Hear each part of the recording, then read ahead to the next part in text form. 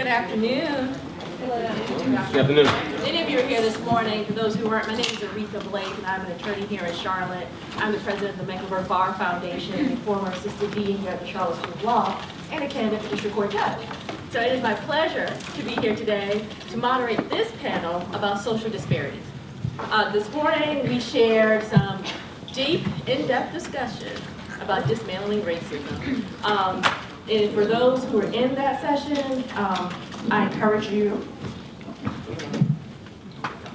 to share with those who are not some of the learnings that you had. At the end, we talked a little bit about how we get the message out and start conversations beyond just the group of people in that room on the issues of implicit bias.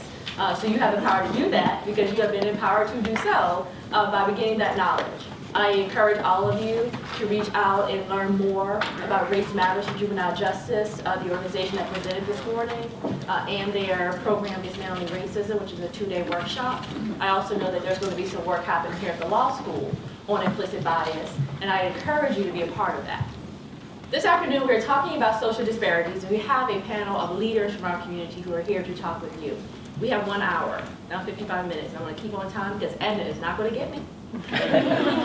So I want to make sure that we maximize the time. So I'm not going to read their bios, but I will just give you highlights. Our first panelist to my right is Willie Ratchford. And Mr. Ratchford is the Executive Director of the Charlotte-Mecklenburg Community Relations Committee. He has had that position since I moved here 14 years ago, and I think he's been there, how long, Mr. Ratchford? I had the position 26 years before you moved here. So if nothing else, he's experienced, but what I will tell you is that he knows his community. He knows a lot about the issues in his community. He also knows about the solutions and the possibility and the potential of this community. So he will bring great perspective with him from that regard. Next to him is Deputy Chief Vicki Foster, who's a 24-year veteran of the Charlotte-Mecklenburg Police Department, and she is currently the Deputy Chief over Support Services. We then have Professor Fernando Nunez, who works here in the Immigration Clinic. Many of you know him. He brings with him a wealth of experience in the areas of immigration law, and many of you hopefully have taken his clinic in immigration law. He will bring some good perspective for us with disparities dealing with immigration issues and representation in legal system. And to his left is the General Counsel of the Charlotte-Mecklenburg Schools, George Battle III. Mr. Battle has great experience both in healthcare as well as in education, and so he will bring that perspective to us today as we address some of the questions that you have posed. At lunch, you developed about 40 questions, it looks like, for us to start going through during this conversation. And there are some cards available if any new questions arise. Now, we'll say with our time limitations, we may not be able to address them all. And so be patient with us. We're trying to hit as many as we can. But we want to talk about our community, where we are and where we're going. So I will start with, for the panel generally, what are the most common biases you see in your field of work? Ladies first. Well, I guess first I should say I am probably not the most politically correct person ever, so you will see that shortly. I'm pretty blunt and answer things pretty directly. In my field of work, I think primarily it is people not understanding the plight of other groups of people, and in particular, can you all hear? Can you hear this better? Okay. In particularly different various groups of people that maybe they have not grown up with, not lived in the same neighborhoods, and sometimes don't understand the plight and the struggles of other people. And so sometimes you see a lack of sensitivity because people don't understand why people are either in public housing and the whole family's in public housing and just various different things. So I see it in what I do a lot. It's just a lack of understanding of where people are, why they are, where they are, the opportunities that they may not have had, that they have had. And so sometimes people don't have is, they're not as sensitive to that. If I might add to what Deputy Chief Foster has actually said, and I'm going to take a little different approach to this question, because I think in order to truly understand the conversation from the panel today, you need to understand exactly how implicit or unconscious bias actually works. And I'm going to take just a quick minute to tell what I call my Costco story that some of you in here may have heard before. Some months ago, my wife came home one day and she presented me with my Costco card. And as a man, I found out that one of the great things about Costco is that you can purchase gasoline for like 20 to 25 cents a gallon cheaper at Costco than at the gas station. When you buy gas at Costco, you put your Costco card into the pump. You then are asked to produce a credit card to purchase for your gasoline, and you purchase your gas and you get a receipt. Now the only way you can buy the gas is that you have to have a Costco card. So on this particular Saturday, I finished purchasing gas and I go into Costco, and there's a middle-aged white female standing at the door, and she says, "Hi, welcome to Costco." And I said, "Well, it's good to be here." And she said, "I'll need to see your Costco card." So I said, "Well, I just finished buying gas, and in order to buy gas, I have to have a Costco card, so my receipt should suffice." And she said, "Oh, no, sir, I have to see your card." I said, "Are you sure?" She said, "Sir, that's the policy. You can only come into Costco if we see your card." I said, "Fine." I'm going into my pocket to get my card, and this white guy runs up from behind me, and he stands in between she and I, and he says to her, "My wife is in there somewhere, and I don't have a card." And she said, "Well, go right on in." So I said, "Well, good, I won't need my card." She said, "Oh, no, sir. The policy is that you have to have your card." And I said, "Well, that seems sort of racist or discriminatory to me." And she became very upset that I had called her racist, almost to the point of tears. And she kept saying, "So you're going to go there, you're going to go there." So I got closer to her because I wanted to explain what had just happened between she and this guy and myself, and I wanted to see her eyes. I explained it to her, and I'm looking in her eyes, and nothing is registered. And I feel myself getting increasingly frustrated, and I'm about this close into going into Black Panther mode. When I realized she literally had no idea what she had done, because with implicit bias or unconscious bias, for her, the treatment of people of color in that way is so normal, so common, so everyday, that you do it and you literally have no idea that you treated the person different, because it's normal. I finally looked at her and I said, "Ma'am, I mean no harm and I mean no disrespect, but I'm going into Costco and you will not see my card." So I walk into Costco, and as I'm walking, I see the managers walking up towards her because someone has alerted them that this black guy's over here giving a white woman a hard time. And so I turn around and I give her my best Black Panther look, and I see her pointing me out to them. And they looked at me and they said, "If we go over there, it's going to be ugly." So they said, "Sir, go right on in." But that's the way it's happened. And we'll talk more about this and others a little later, but I wanted to give you some sense to understand implicit or unconscious bias. Repeat the question just once more. What are the most common biases you see in your field of work? And I don't have much to add to what Vicki or Willie said. I think it is, in my work and working for a school district, you see bias in different places. Most common, of course, in the classroom, but you also see it in employment relationships.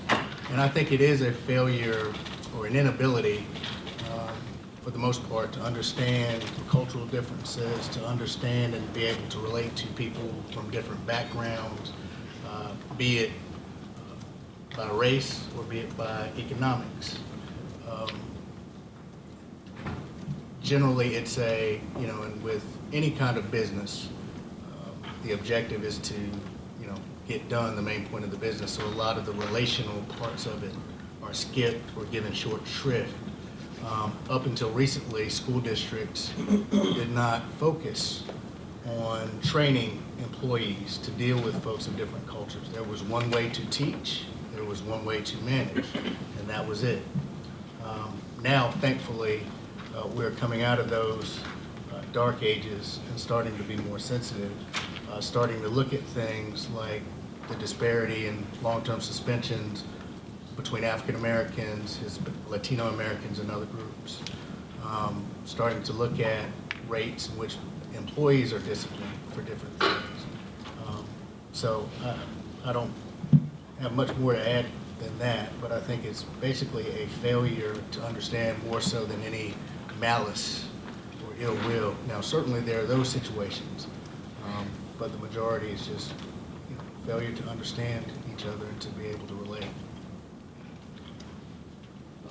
From my perspective, I haven't I'm an immigrant and an immigration attorney at the same time. So initially, when I started practicing, I was construed as the immigrant coming into court as opposed to the attorney representing the immigrant. So I had to kind of make sure that I wore a tie to convey that, okay, I'm the attorney as opposed to the individual. And even to this day, I teach it that it's critical to convey that you are the attorney, despite the fact that I have an accent and all these issues. Well, so that I kind of grown into that role.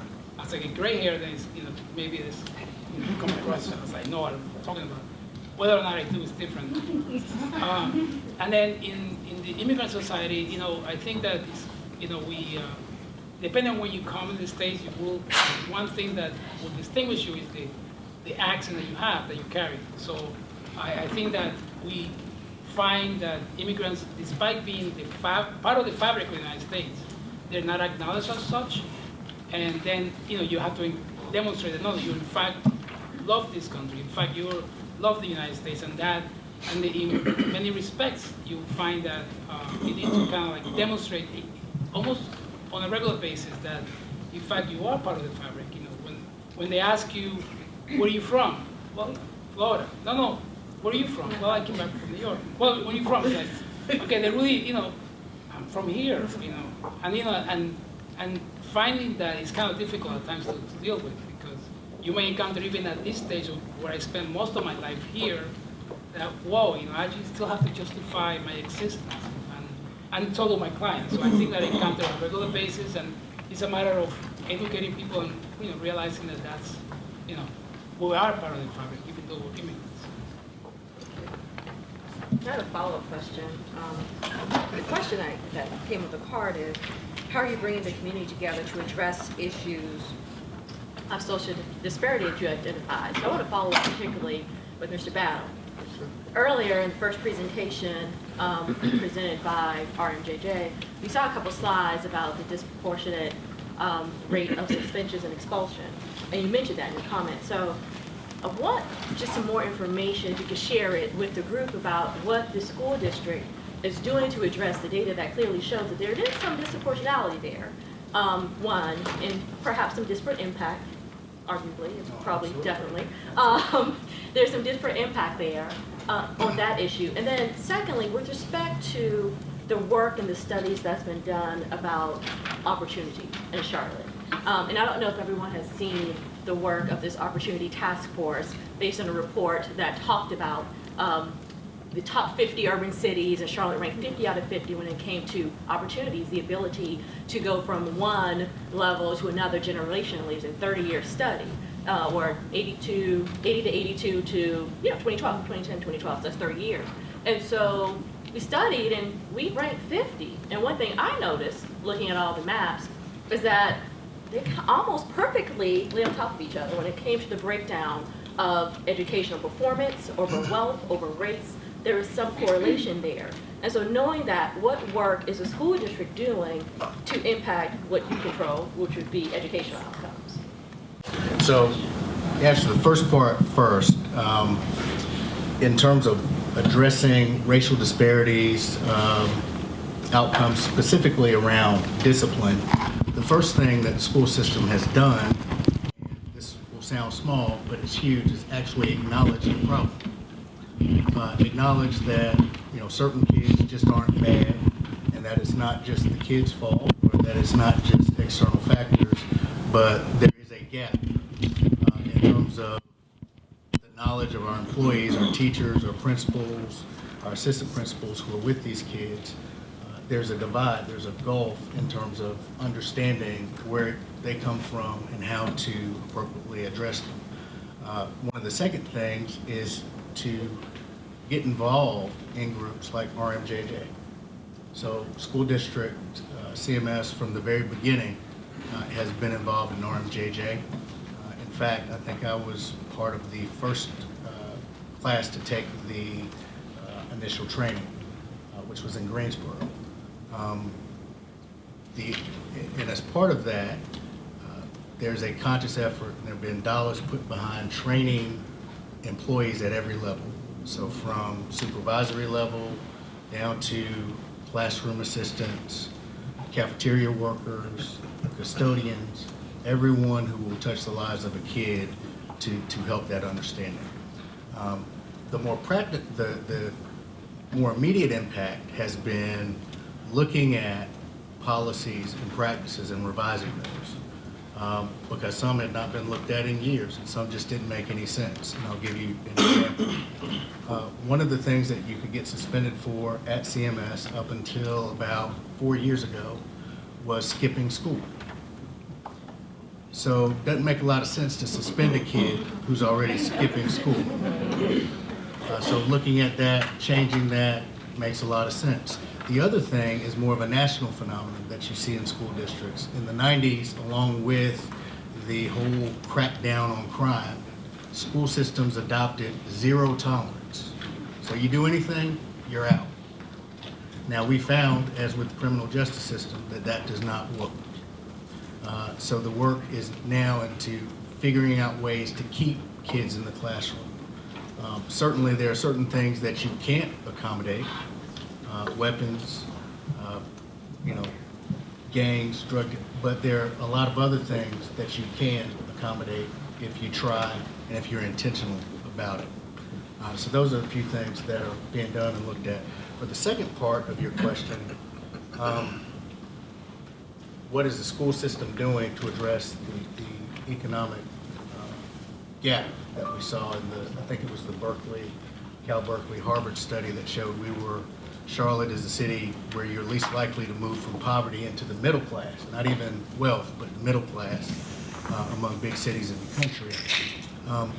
One of the things I think we operate under as a country, we operate under the myth that what happens in 7 hours a day in the schoolhouse can overcome what happens in the other 17. So we've turned our schools, by and large, into not just places of education, but also mental health clinics, feeding stations, medical care, everything, every thing that you can imagine has been put in the schoolhouse, and that's just not sustainable. So I think the schools are part of a solution, and I think they're doing their part, certainly to end the school to prison pipeline that so many of our children find themselves in. I think that as a society, though, we have a ways to go to understand that, what happens 7 hours a day is not going to overcome 17. I did a bit of quick math here, and I'm certainly not a math guy, so please don't check my math. But in a calendar year, there are 10,460 hours, okay, total. In terms of, and that may be wrong, so again, don't check me. But in terms of the hours that kids spend in school, that's 7 hours a day, roughly about 180 days a year. That's about 1,260 hours. So less than 10%, or a little over 10% of a kid's time is spent in school. So that means almost 90% is out of school and beyond the control. So the schools are in a position where for the last probably 50 years, since the 1960s, have been expected to fulfill all these other functions that society at large is not filling. So for instance, it's very good that, a child in CMS, all children have access to free breakfast, regardless of income. And then certainly there's a robust free and reduced lunch program. But what happens to those kids when they leave school? A few years ago, I ran into a woman at a political event, and she was telling me that her situation, she had 3 jobs, 2 boys, 9 and 7, who were at home by themselves most of the time.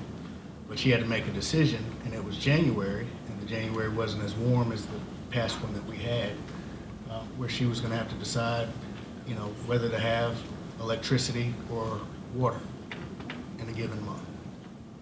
So if a kid is bringing that to school, You know, you can have, you know, some of the teachers at Hogwarts from the Harry Potter series in the classroom, and you're not going to be able to move the needle. So, sorry for the long answer, but I think the school district is not doing all it can, but certainly moving toward doing what it can, but we need to recognize what the limits are for school districts, and that this is a problem that's intertwined. And I haven't touched on the healthcare piece, but that's part of it as well. So I'll be quiet and let somebody else talk. We have a stack of healthcare questions. We'll be back. Thank you. Let's move on to policing a little bit. I have a stack of policing questions. I'll try that.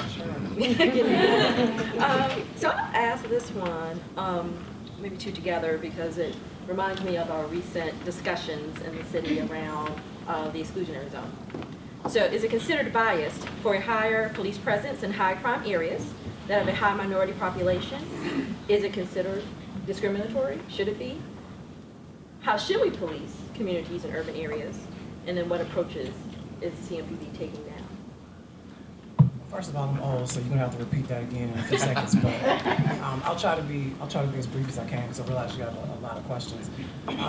You know, it can be looked at a lot of different ways. I mean, obviously, there's going to be more police presence in areas where we have more crime. Unfortunately, the areas that we have more crime typically are our African American communities. These are the people that are calling in more often. So you will have a higher police presence in those areas. And then the reality of it is, when we're not there, then they call and say we're not there. So it's kind of a double-edged sword. When we're there, people are upset. When we're not there, people are upset.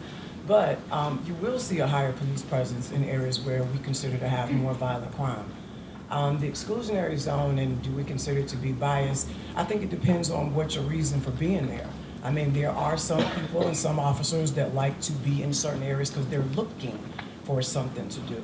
I think when you're not there for the right reason, then absolutely it can be, you know, you're there and it's a bias, and then you want to be somewhere where you think you can find something. I think that's where you run into the issues. If you are there because we have calls for service, because we have high violent crime, because the community has been asking us to come, then that's different. So, but it's so subjective. And I think that's part of the problem, is that it's so subjective until we try our best to pick the best of the best. But policing is like any other job. I mean, you're gonna have the good, you're gonna have the bad, and I hope that we only have a few bad apples. But the reality of it is that we are where the crime is, and a lot of times that's in the African American communities. What's the other? What approaches have been implemented to address bias? Well, and I do want to follow up on something with the. What approaches have been implemented to address bias? So we at the police department, we also are taking the race handling, the dismantling racism classes. I'm a part of RMJJ, the Race Matters for Juvenile Justice, and we have been putting our command staff through that training. And I will be very honest with everybody in here, it has been a struggle. People do not like going to classes where they think that someone's telling them that they are racist, which that's not what the class is about, but we've struggled with that. I think most people know police departments, for the most part, are primarily Caucasian, male-run organizations. So when you end up in organizations like that, it takes a lot of work to try to bring people together to say that we have issues that you may not understand because you haven't been there, you don't understand it, you weren't raised that way, you have not had to deal with the same issues. And so it's very hard sometimes to get that mindset. We are working on it. But one of the things that we're doing, I think that is probably the best thing, is working with the school system through school pathways, and that is we developed a diversion program in January 2013, because what we noticed was we were in a meeting and I was not paying attention, which sometimes I do, and they asked the question and they said, well, how do our kids get into the system? And I was looking down, I was writing, and it was like really quiet, and so I figured I probably should look up, I had missed something, and everybody was looking at me, and I was like, what me for?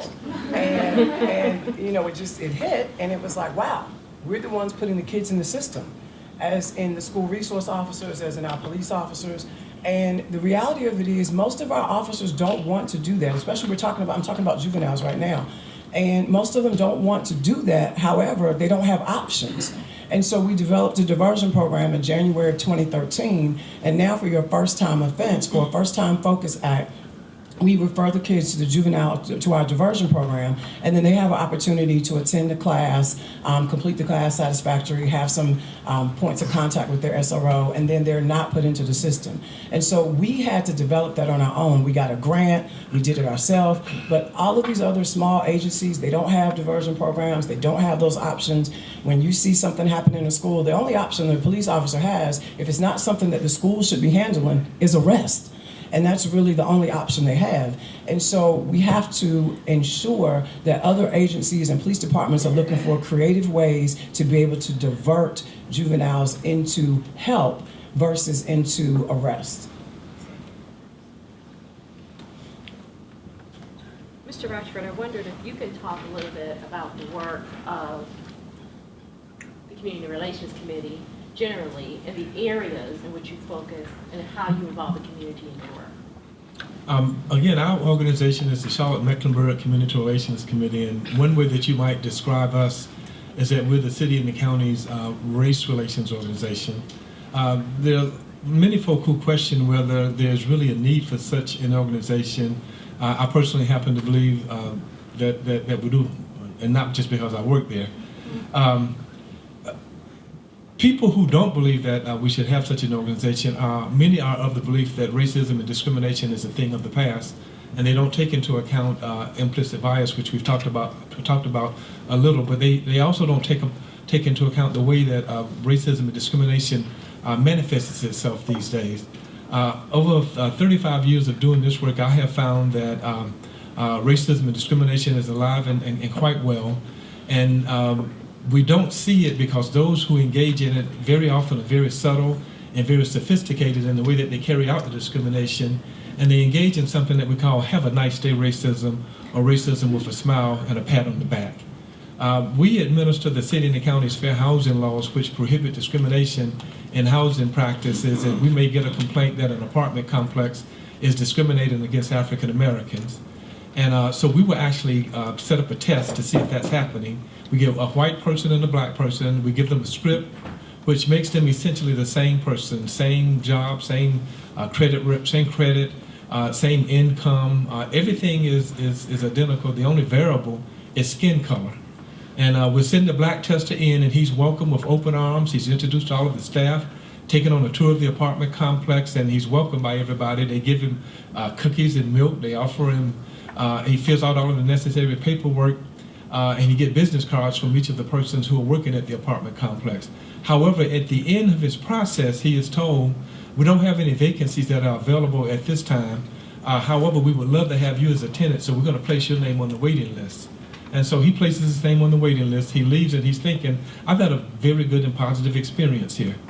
As he's leaving, he literally passes the white tester who is coming in. The white tester comes in and gets the very same treatment that the black tester just got, except at the end of his process, the white tester is told, we have four or five vacancies that are immediately available. When would you like to move in? Thus the term, have a nice day racism, or racism with a smile and a pat on the back. And because the rest of us in here might not see it, we assume that racism and discrimination is a thing of the past. The other way it manifests itself is through something called linguistics profiling. And we actually had a case not too long ago when an African-American female went by an apartment complex on a Sunday. She saw vacant units and thought, nice place to live, I'll write down the number and go to work tomorrow and call. So she goes to work on Monday, she calls the number she had written down the day before to inquire about the 5 or 6 vacant units that she had just seen at this apartment complex on Sunday, only to have the voice on the other end say, we don't have vacancies and we don't know what you're talking about. And so she says, okay. So she hangs up the phone and she goes to her white female coworker and she says, will you call this number and ask about apartments? The white female gets on the phone, speaks with the same person, asks about apartments, and is immediately told, yes, we have 4 or 5 vacancies. When would you like to come out and possibly consider renting?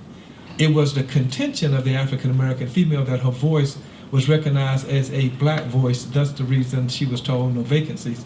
We did a test, and sure enough, the black tester was told no vacancy, the white tester was told yes vacancies.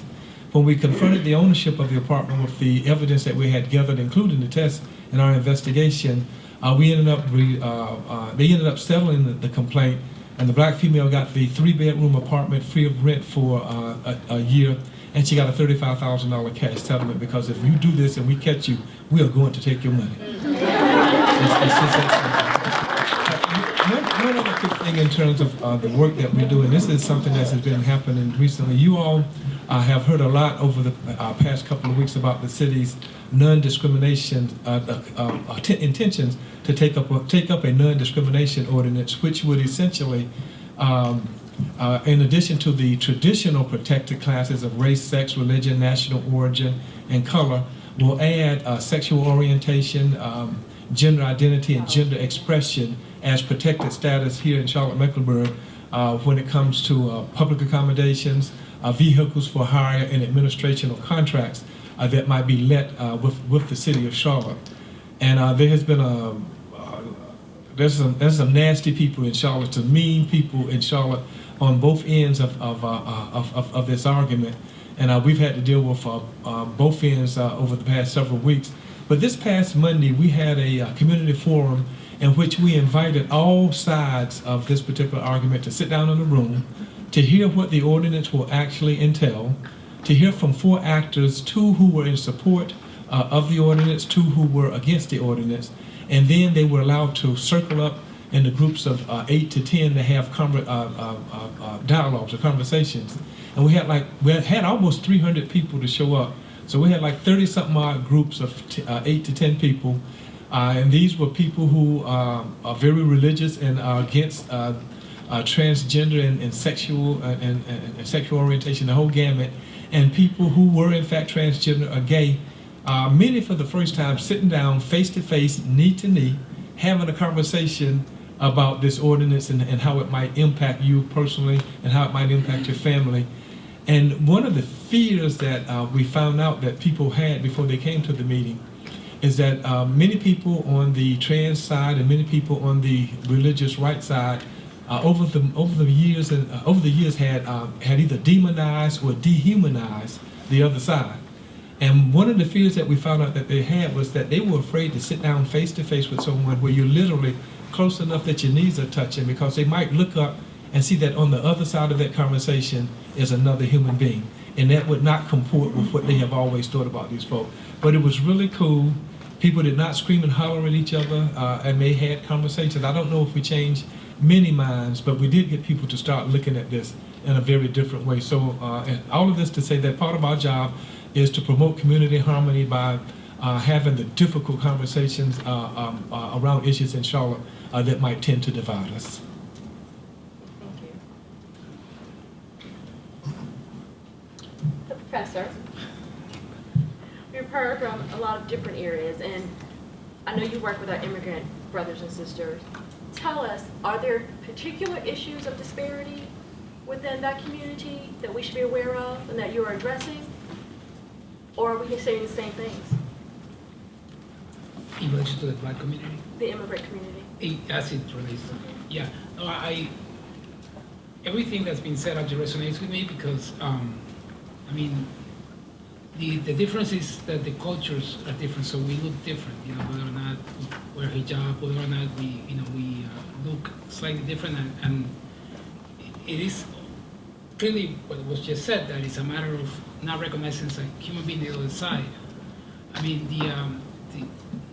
I think we failed to recognize that this is a nation of immigrants, and whether or not your ancestors come back 100 years, or 120 years, 200 years, it's really not, you know, most of them will be, you could trace your inheritance to your family to somewhere from the Mayflower forward. Because there are very few Native Americans, and those we managed to put in limited areas of the United States. So it's just that the new immigrants will find that, I guess the Statue of Liberty has its arms closed, and then we find them, they flows with them. Most of them are now brown in color. They differ from the Europeans that came in at that time, which also, you know, as time comes in, you know, people encounter obstacles. And they always, you know, the Irish were not liked at one point, but now the Irish are running the country. You know, the Japanese, the Chinese, I guess it's human nature to dislike others they are not like each other, that they're like us. So I think that we do encounter those, and we encounter, clearly if we have a language barrier, then it's going to become an issue in a hurry. You know, I know that as I was thinking what to say in this today, I was thinking, going back to all the times that I've encountered microaggressions, and you know, it's kind of difficult to feel that you have to kind of justify, like I said earlier, the fact that you exist, the fact that you belong here. But you know, the recent arrival has more difficulty because the language barrier is there, and they're unable to articulate at any one point. So they deal with the fact that they look different, coupled with the language barrier, then it becomes an issue.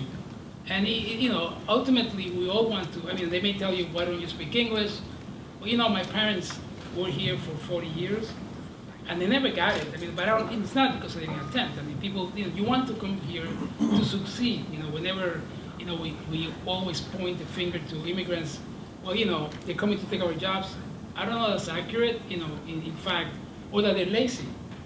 I always felt if we were lazy, we would stay home. Because it's really very difficult to come to a different culture where you don't speak the language, and then you know you see people who are, in fact, you know, have a medical degree, an accounting degree, and they're driving a cab.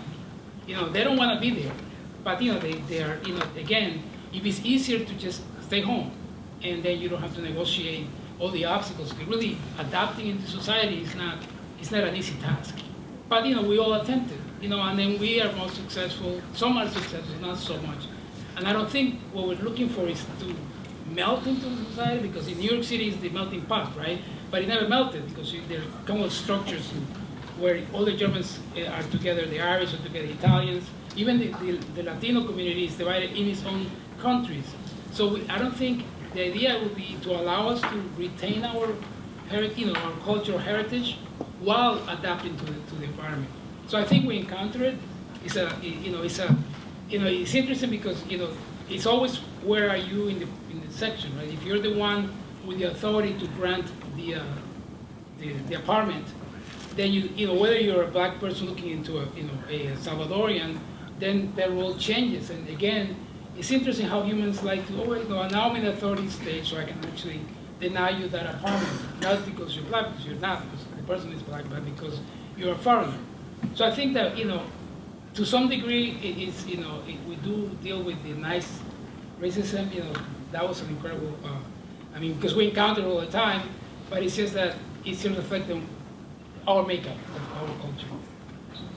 And I do think that's an important point that, and I may have made it earlier, that a lot of this isn't just black and white anymore. And I don't know if it ever has been. We have brothers and sisters in our community of all hues, from all nationalities and ethnicities that are experiencing different things, and disparities are impacting many different groups within our community. And I'm sure the Community Relations Committee doesn't just deal in black and white. And our police don't deal in just black and white, neither do our educational institutions, and especially as the makeup of our school system changes, or our healthcare organizations. Our community is changing, and with that, so do some of the biases that we now have to deal with and be aware of and address. So talk a little bit about healthcare, Mr. Babbitt, if you don't mind. I know you spent some of your career there. Can you share with us, and you alluded to it earlier, some of the disparities in healthcare, where are there issues and are there solutions that are being undertaken at this point? Sure. I mean, the biggest fissure in healthcare revolves around payment. So there are 4 classes of payers in healthcare. You have private insurance and Medicare, which are the gold standard. Then you have Medicaid, which is a clear rung below the other 2. And then you have what we call self-pay. And that is a fancy way of saying people who don't have the ability to pay, who cannot afford private insurance, make too much money or have too many assets for Medicaid, and so are caught in that hole. That creates a disparity, at least as I've seen it, that translates to racial lines, because most of the individuals who cannot afford to pay are African American or Latino immigrants, new immigrants to the country. And so the type of care that they receive is lesser than the type of care that those with higher levels of insurance receive. And it's a matter of access. So there's not an intentional structure in most places that says, you know,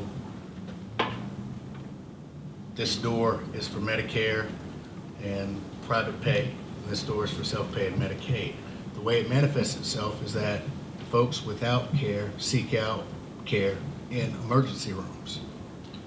And under a law that some of you may have studied with the acronym EMTALA, the Emergency Medical Treatment and Active Labor Act, if you come to an emergency room, they have to check and make sure, they have to check and see if you have an emergency, a defined emergency. And if you do, they have to stabilize.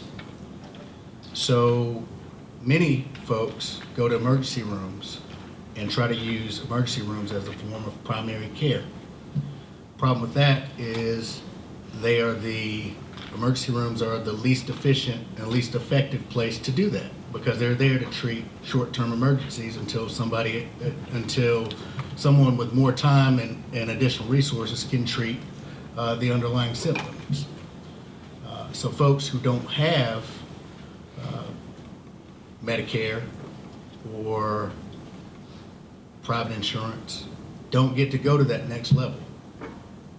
They're stuck there, and so they end up being sicker. They end up with the huge bills because you still have to pay for that treatment you receive in the emergency room. And it's kind of a vicious cycle. I think one of the biggest the biggest innovation in healthcare payment since Medicare and Medicaid was the Affordable Care Act. And the main thing that the Affordable Care Act has done is it has given people who did not have access to insurance, working people who made too much for Medicaid, made too little for private insurance. It's not only given them access to insurance, but it's given them a minimum standard to expect. So you don't have, well, you still have some, but you used to have these insurance scams where you could pay for insurance on a monthly basis and it would be affordable, but it would never pay for anything if you got sick. The Affordable Care Act has not taken that totally off the table, but has introduced, has introduced private insurance so that folks can get that next level of access. So I think, the payer mix is the big breakdown, the big dividing line in healthcare. It translates along racial lines. We're moving, in my opinion, and this is just me speaking, I don't think that we will ever reach equity in our healthcare system until we have a single payer system. And I didn't do it for any applause, but just the way that we pay for healthcare and the way we pay for equipment and the way we pay for physicians, it's a perfect reflection of the market, and it operates like a market. And so if we think healthcare is a fundamental right, we're going to have to change the way we think and the way we pay for healthcare.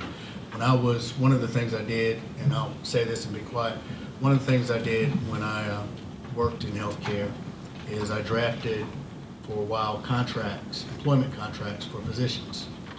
Some of those employment contracts I drafted were 7 figures. 7 figures. Now, I'm not talking about plastic surgeons. I'm talking about folks who would treat you for things, I don't want to call them out, but I will, urologists, gastrointestinal specialists. And that money has to come from somewhere to pay those doctors. And if you don't pay them here, guess what? They can go somewhere else. And if you don't, and then the cycle is, so if you don't have the best access to care, your hospital gets that reputation, and then none of us will be going to that hospital because it is a bad hospital. So payment is really the area where we have to make some additional headway. Did that surprise anybody else or just me? You know, I looked at the questions and we are down to about 10 minutes left. So I'm going to ask, I think, the question, I think, reflective of this generation, what can we do now to address some of these issues? And particularly, we have a room so full of future lawyers. What can they do now in the next few years, beginnings of their career, to help address some of the issues we've talked about today? Wow. What are you all going to do? I think for all of the young folk in here, and I see all young folk in here, I think you all need to continue doing some of the things that you're doing right now. You all don't seem to have the same hang-ups about race and ethnicity that folk from my generation actually have. You all are a little more progressive in your thinking. You're a little more progressive in the friendships and the relationships that you're actually forming. And I think that the country is starting to recognize that there's a subtle change. And I sort of got some sense of this just the other night watching television. And I had seen several programs, and I like commercials. I saw several commercials that caused me to think, when I go to work tomorrow, I'm going to call a staff meeting to see if I'm going crazy or did I see what I actually saw. And what I actually saw on television with regards to commercials, I was amazed at the number of interracial couples that they have in the TV commercials these days. And I recall a time if you were a company in this country, you ran an interracial commercial, pardon my language, but your ass was out of business the next day. You know, folks just were not going to put up with it. And just the fact that you have a lot of people that are starting to do this now says to me that there's not that fear that businesses used to have about having such commercials on TV and advertising their products. And I think that has to do with the fact that they recognize that you folk in law school and about to graduate and get good jobs making tons of money, and they want to separate you from your money by having you to buy their products, and they know that you don't mind interracial couple promoting the product on TV. I guess I'll say real quick, one of the things that I would tell you all to do is to stay involved in organizations that promote the mobility of the areas that you see that we struggle in. If it's not a Race Matters for Juvenile Justice, I don't know what other organizations that you may be interested in, but organizations that keep that information on the forefront, because I always tell people it's not about justice, and I always say it's not about just us. The justice part of that is that when you all get out here and you get into your jobs, and you have to, when you're looking to make a change, you have to make sure that you understand why people are in the situations they're in. You have to have empathy, you have to have compassion, you have to remember where people came from, and you'll be in those situations where you have to make decisions, and you have to think about, are there services that I can provide? Are there ways for me to not impact this family in the way that I can? Obviously, sometimes that's not the case, but in what you do and whatever you decide to do, whether it's, whether it's criminal law or any kind of law, real estate law, whatever it is, but just make sure that you keep an eye out for those type things. I think what happens is it kind of gets behind us at some point and we don't think about it. I think you have to be careful with people that you connect with. You have to make sure that, and I'm very honest with you, their soul is right. You have to make sure that the people that you connect yourself to, that they care about what they're doing, they care about people, they care about why things are happening to people, and you have to get involved in organizations to understand historical things. Everything is not black and white, but there are a lot of economic things, there are a lot of things that have occurred, and there are a lot of things that continue to occur, as Willie alluded to, that we have to make sure that we stay on top of, and you all are the people that can do that, and you just have to stay plugged in and make sure you keep your eyes open and question things. When things don't look right, ask why. Ask why is it that way. Get people to explain it to you. You are those people. I think that the key is not to tolerate injustice, and that's basically it. I mean, if you're in law school, you're given the tools to essentially make sure that to just keep in mind that justice is your goal, and the law is the tool that's going to get you there, and that's basically it. I mean, I think you're being trained if you're here with good professors. You're giving it the equivalent of a weapon and I always said, my weapon, I'm coming in with my weapons, weapons is the law, and that's it. Use it, and use it to make sure that you achieve justice. Regardless of where you are in your class, where you're getting out from, ultimately you're gonna have a license that allows you to represent individuals. And then, again, once you have that license, it doesn't matter the person in front of you, on the other side is from the top law school or from the bottom law school, it's still as an individual with a point. And then, provided that you trust in yourself and make sure that you read thoroughly the law and you believe in the system itself, then you use those tools to achieve justice. And I think that you could never forget that. You could never forget you're a lawyer, never forget that you're being given the tools to achieve that justice. And then, ultimately you'll be successful because fortunately we have a system that allows appellate. So if you somehow in the trial level you don't achieve what you're looking for, though it was the right outcome would be for you to win, you go to the next level and pursue it. Eventually, the wheels of justice are slow, but they get there eventually. So I think that, just don't forget that and use your knowledge. I would say the most important thing is use your critical thinking skills. Don't be afraid of facts. Don't be afraid that the end point might not be the one you thought of when you started the journey. Use your critical thinking skills. Don't just accept things because somebody tells you that that's what it is. Also say, use your access.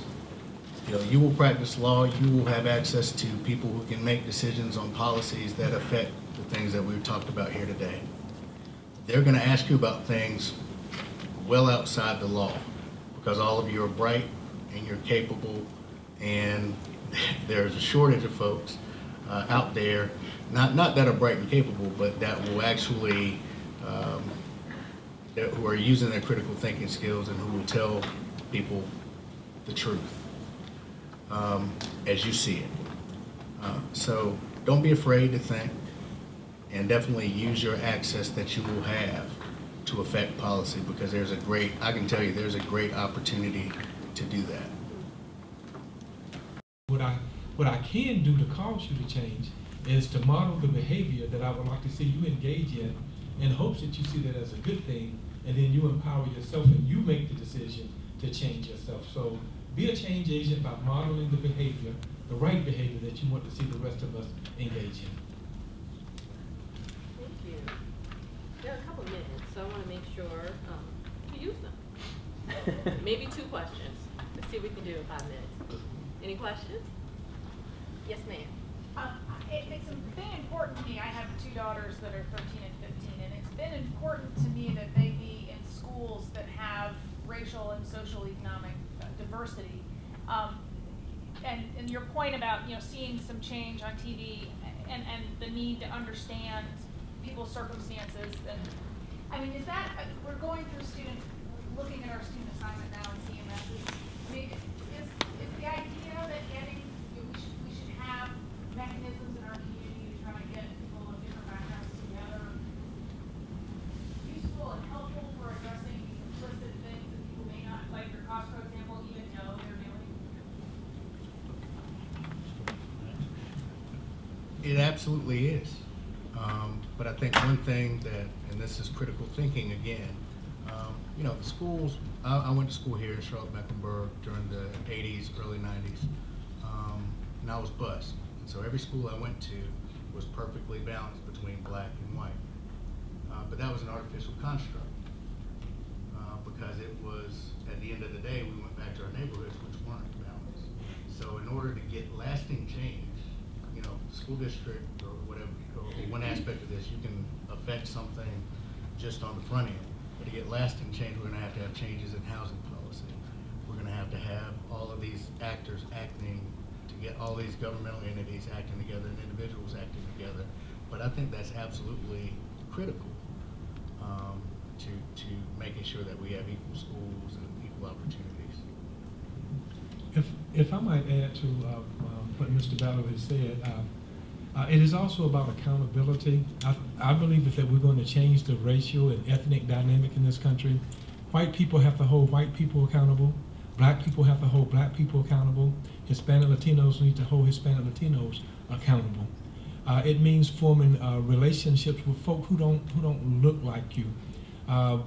It has been interesting to me over 35 years of doing the work that I've done to puzzle as to why black folk and white folk can't sit down and have an honest, substantive dialogue around race. And years ago, we would get groups of black folk and white folk together, and we'd throw them in a room and say, okay, you guys have an honest dialogue on race, only to realize that later on, those folk thought that we were crazy. And what we realized over time is that in order for blacks and whites and Hispanics, or any racial or ethnic group to have that dialogue with one another, you have to have relationships first. You have to know each other and like each other, because the relationship will save you.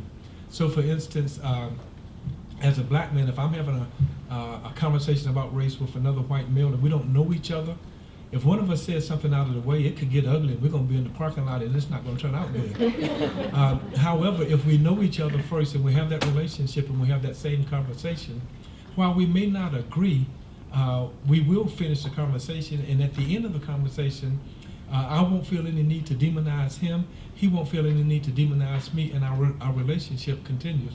So it really does boil down to having those relationships.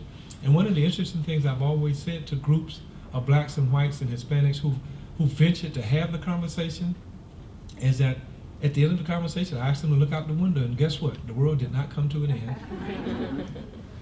Thank you. I will add one thing, because you asked about schools. You know, many of you I know come to Charlotte Law and intend to stay in Charlotte and make it your home. And so being that as it is, and I know law school is hard and you're focused on studying, you still have to be engaged in the community, especially when things are happening that have long-term impact. And so for those of you who intend to make this your home and have families here, schools will be important. For those of you who have businesses, law firms here, your schools will be important. And so I ask that you now consider, even though you don't have children in the system yet, the question that she asked, what is important to you when it comes to how a school system looks? And as you think about that, I invite you to take the survey that the Charlotte-Mecklenburg Board of Education now has on its website that is asking that very question, the exact same question she posed. What is important to you with respect to our schools? How would you rank these things? I took it. It took 10 minutes.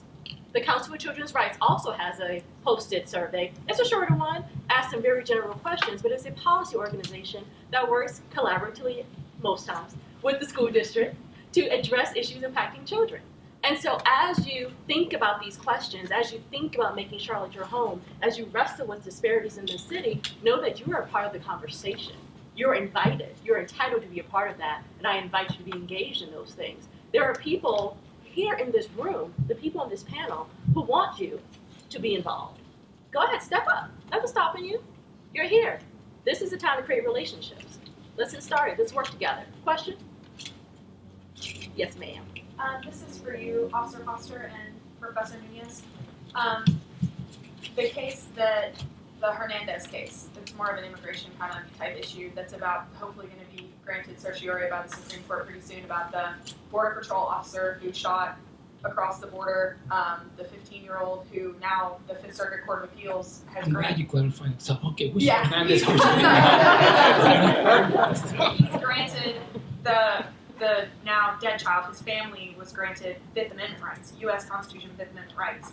Do you see our country moving towards granting foreign nationals our constitutional rights, as well as looking at holding those Border Patrol officers a little more responsible?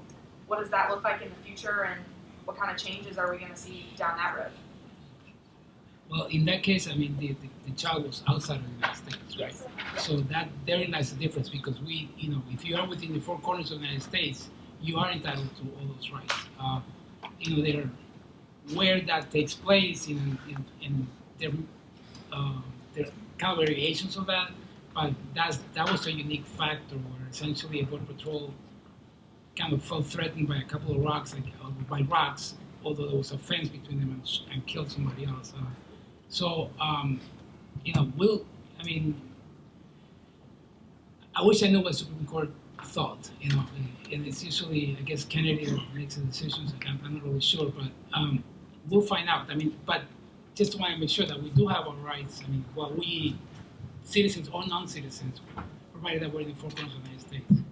So I'm not sure that answers your question. Yeah, it was just the fact that he was already he's a non-citizen and granted a Fifth Amendment right. I was like, kind of, do you think that more rights are going to start being applied to foreign nationals? I guess was a more direct question. More U.S. Constitution. Well, again, I think the difference in that case, if I'm right, it happens on where it took place. Okay. Just where that person was when he was shot. So whether or not that extends beyond the fact, beyond the wall. I know you did not ask me that question, and I'm not an immigration lawyer. Don't know much about those things, but I do have common sense, and my common sense tells me that while we may not comport those rights to all folk who may not be citizens of this country, I think you handle that on a case-by-case basis, and if in this particular case you consider the egregious nature of what happened, a 15-year-old child was killed, and no one in this country should be allowed to hide behind citizenship or the failure to temporarily grant some of our status to a dead child. No one should be allowed to get away with murder simply because of that. Well, I thank you for your active participation. I thank our panelists. We have a small break. We start again at the breakout sessions at 2:30. Is there a LRB rep in here to give direction about where those sessions are? On the board. On the board. Okay, I can see it. Thank you. So on the board, let's see the rooms, the next breakout sessions. If you would join me in thanking our panelists.